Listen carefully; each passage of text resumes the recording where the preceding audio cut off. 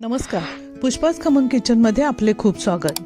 Grill caste आयर्नच्या तव्यावर आज ही तवा फ्राय चिकनची रेसिपी बनवायला घेऊ।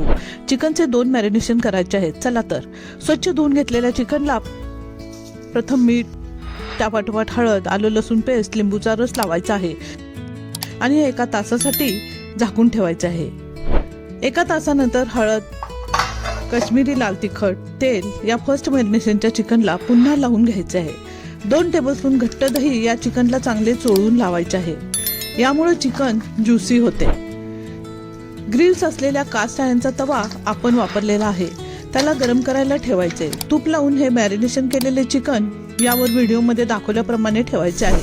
हा तवा चांगला तापला की तो खूप वेळ गरम राहतो, त्यामुळे गॅस मीडियम लो मध्ये ठेवायचे आहे। 15 मिनिटं झाली की या चिकनची बाजू पलटून घ्यायची आहे। तंदूरमध्ये भाजल्याप्रमाणे या तव्यावर हे चिकनचे पीसेस भाजले जात आहेत।